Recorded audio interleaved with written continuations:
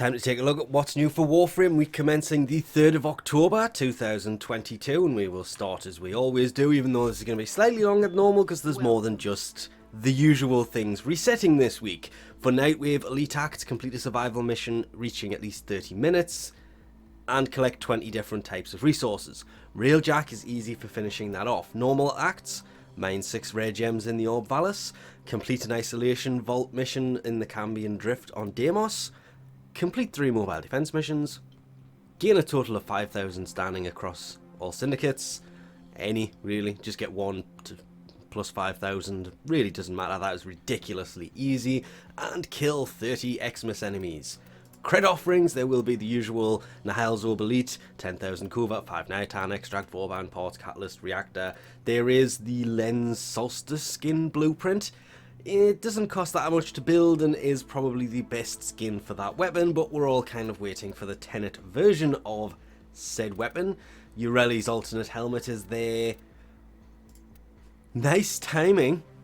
I don't know if this has been done on purpose or not, but Revenance is there. We'll get into that in a quick second. I don't see any other of the newer helmets in there, though Proteas does look nice. Auras, there is AMP Aura, minus 15% hit chance. That's the enemies hitting you, for the record. Sniper Scavenger. Steel Charge, kind of a must because it is a 9-point mod. If you match it to polarities, it's a plus 18-point mod for your Warframe. Very useful. And 60% melee damage, always useful. Physique, maximum health increased plus 90% from your base health, not your modded health. Rejuvenation, regenerates health over time. Pistol Scavenger. Kind of goes with the sniper one, 150% ammo pickup. There is the Tonko Desert Camo skin blueprint, and he just instantly turned his back on us there, and he's just done it again. The Karak Desert Camo skin blueprint, you can see them better there, considering he's now doing... Oh, he's not going to turn that way this time. The Jules Zoran Dagarak skin blueprint.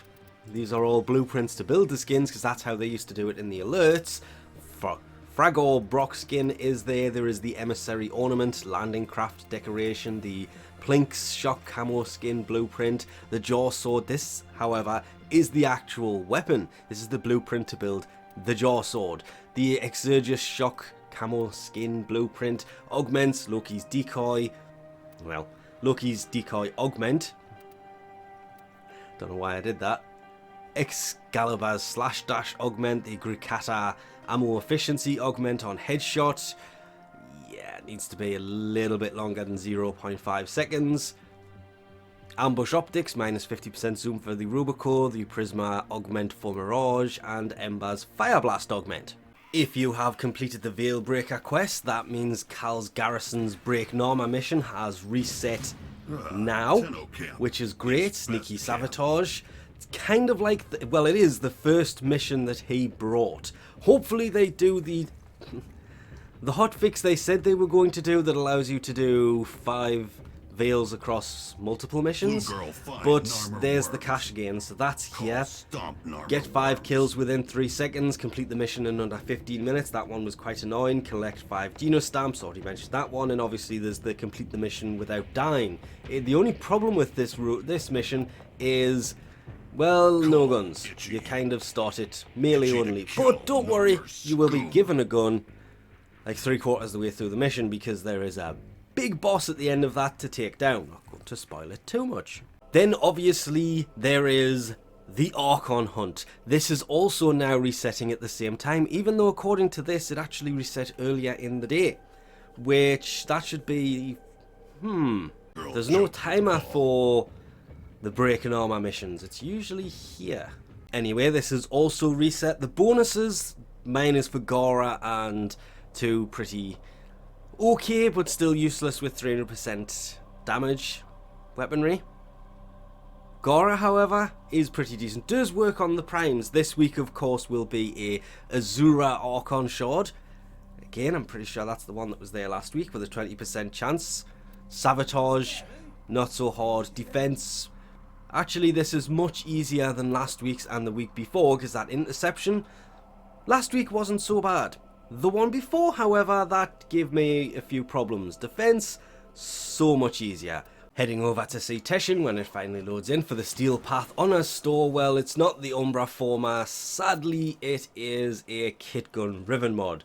I would never say buy these because the Riven mods that he does have in his rotations are stupidly overpriced because they have kind of give a price for how much Steel Essence is worth in comparison to Platinum, and yeah, massively overpriced. Of course, nothing else in here has changed, sadly, but 10,000 Kuva is still probably the best deal here, apart from obviously the arcane adapters for primary and secondary, and the Veiled Riven Cypher, but the tasks on these are easy enough to do anyway.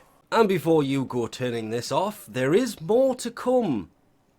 Yes, this may be the Helmand's Invigoration part of the video, but there is more after this because obviously it is reset time, so if you come and see Helmand, the frames and abilities you can put onto them have also changed. These kind of like the Archon Hunt bonuses are different for every player, which is a shame because the Archon Hunt, I was playing with somebody who had basically everything that I wanted to have a amazing kind of game, but sadly, mine was completely different to his. These are exactly the same, and of course remember every 10th invigoration means you could take primary damage, ability range and ability efficiency, and throw it onto whatever frame you happen to have equipped. In this case, Revenant.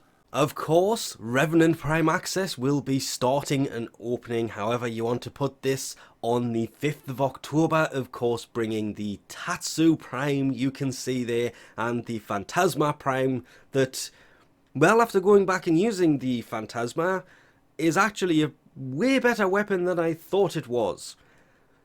Yeah, much better. There is a Prime Sandana in the Prime Armor that you can see in this image here, that will be coming with it for the Prime Access, but the Phantasma Prime, the Tatsu Prime, and Revenant Prime will be dropping in-game. You don't need to pick up the Prime Access, but of course this does mean that Korra's Prime Access will also be going away. No need to panic, Korra Prime, the Hystrix Prime, the Jewel Keras Prime will still be available in-game. The relics will still be dropping, it just means her Prime Access will be gone, which means her Nata, her alternate helmet, and her Sandana will no longer be available until they return with a Prime Vault opening, or Resurgence as it is basically now called. And also starting October the 3rd is Warframe's annual quest to cure cancer. That's what QTCC stands for, if anybody's ever wondered. There is a Twitch campaign up until the 9th where you can get a hold of Lotus's Noggle, the guitar, Konzu's Noggle, or the tea set, but this also means that there will be the other things coming in game. The glyph and lots of other stuff, will cover that more when it arrives later today, because there is some other stuff, but kind of more importantly, if they reach their goals for donations for this, they will unlock certain things along the way, and the last one being that ephemera that Mag is wearing there. And with that, we'll leave this off here. Thanks for watching. I'll catch you next time.